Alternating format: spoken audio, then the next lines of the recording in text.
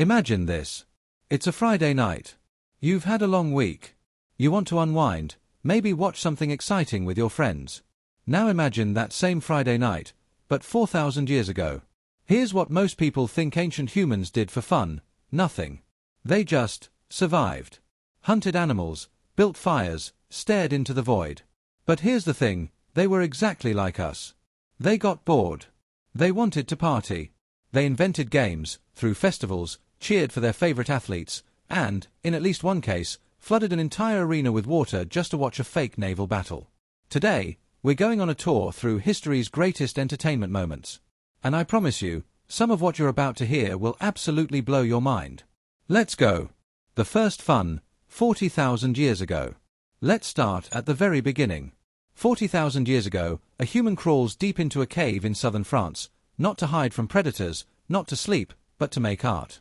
The caves at places like Lascaux and Chauvet are covered in stunning paintings of horses, bison, and deer. For decades, archaeologists just called it ritual. But recently, researchers made a discovery that changes everything. The paintings aren't random on the cave walls. They're concentrated in the spots where the echo is strongest. Read that again. Our prehistoric ancestors picked the most acoustically resonant chambers of their caves, the spots where sound bounces and lingers, and that's where they painted and gathered. Scientists now believe these were concert halls. People played bone flutes and drums, the sound reverberating off the stone, the firelight flickering over the painted animals. That was the world's first music venue. And those bone flutes. The oldest we found dates back over 40,000 years, carved from a vulture's wing bone. Someone sat down, carved holes in a bone, and played music. For fun. We have been making music and art for as long as we have been us.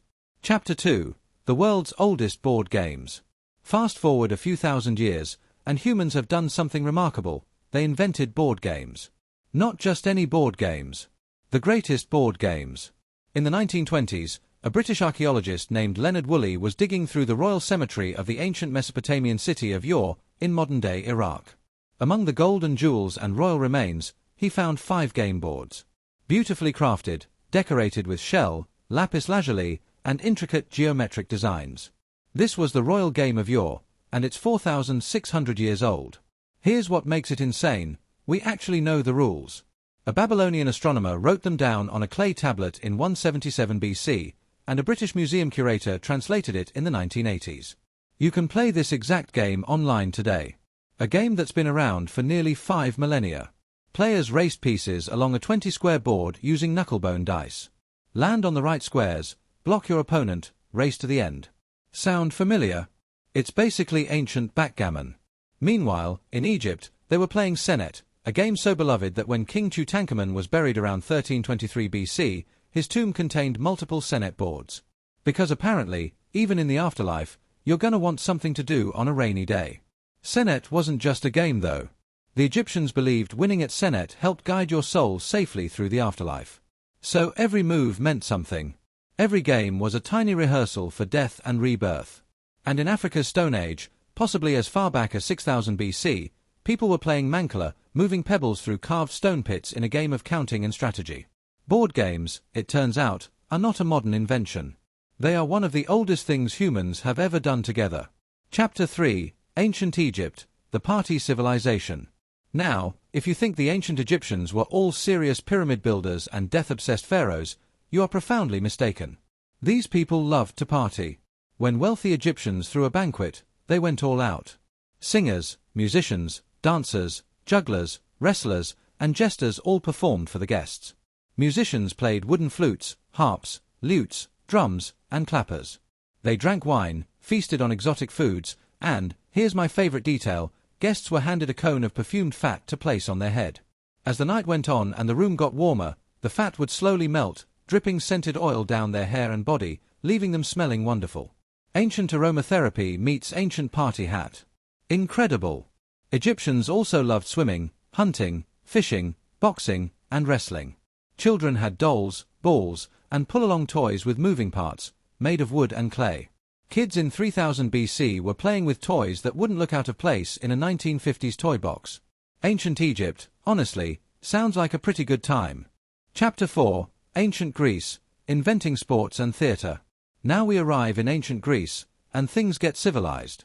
In 776 BC, the Greeks held the first Olympic Games. Every 4 years, warriors and athletes from rival city-states, cities that were often at war with each other, agreed to a sacred truce and gathered at Olympia to compete. Running, wrestling, discus, long jump, chariot racing, and, my personal favorite, the pankration, introduced in 648 BC. It translates to all power. No biting, no eye gouging. That's pretty much where the rules ended. It was essentially MMA in the ancient world, and 80,000 people would show up to watch.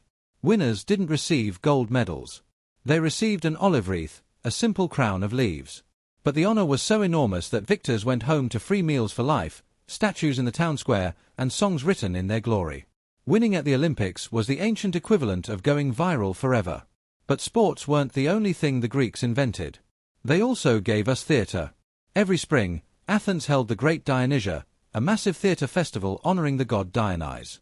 Playwrights competed for prizes. Tens of thousands of citizens poured into the open-air amphitheater carved into the hillside, the same design we still use today. And they didn't just watch tragedies. The Greeks loved comedy. Aristophanes wrote raunchy, politically savage plays full of toilet humor and jokes about politicians that would feel at home in a modern late-night show. 2,500 years ago, people were sitting in outdoor theaters, laughing at jokes about their incompetent leaders. Nothing has changed. Chapter 5, Ancient Rome, when entertainment became an empire. And then there's Rome. If ancient Greece invented entertainment as art, ancient Rome turned it into an industry. The Colosseum, 50,000 seats. Completed in 80 AD. At the height of the Roman Empire, there were over 250 amphitheaters spread across the empire. The Romans didn't just like entertainment, they were addicted to it. Emperors used spectacles to control the population, a strategy so famous it gave us a phrase still used today, bread and circuses. The gladiators weren't exactly what Hollywood tells you. Yes, they fought. Yes, it was dangerous. But here's the nuance, gladiator matches were run more like boxing. Fighters were divided into weight and style classes. There were referees and doctors ringside. Many fights didn't end in death, because a skilled gladiator was expensive to train and represented a huge investment. Successful gladiators were celebrities. They had fan clubs. Women wrote them love letters. Their faces appeared on merchandise, lamps, pottery, mosaics. Sound familiar? But gladiators were just the beginning. Romans also watched chariot racing at the Circus Maximus, a stadium that held up to 250,000 people. That's bigger than any sports venue on Earth today.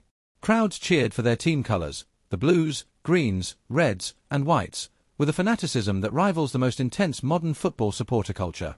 And then, the most outrageous thing Rome ever did for fun, the Naumachia. Romans literally flooded the Colosseum with water to stage full-scale mock naval battles. I need you to sit with that for a moment.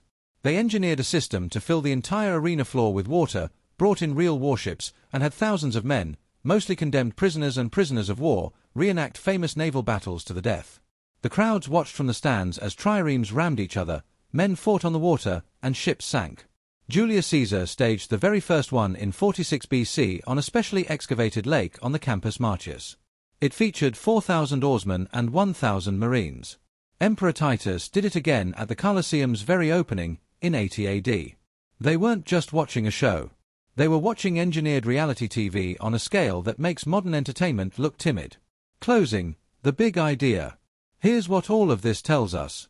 From the moment humans had a spare hour, an afternoon not spent hunting or fleeing or farming, we did the same thing we still do. We made music. We played games. We told stories. We competed. We cheered for our favorites. We threw parties. We created art on walls.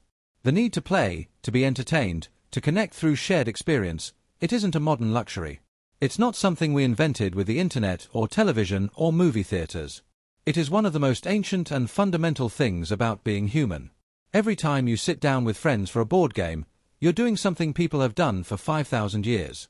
Every time you go to a concert or a sports game and feel that collective electricity in the crowd, you're feeling what 80,000 Greeks felt at the Olympics, what 250,000 Romans felt at the chariot races. The games change. The technology changes. The people don't. We have always been this way. And honestly, I think that's beautiful. If you want more deep dives into how ancient civilizations lived, thought, and had way more fun than your history teacher ever told you, subscribe. We've got a lot more ground to cover. See you in the next one.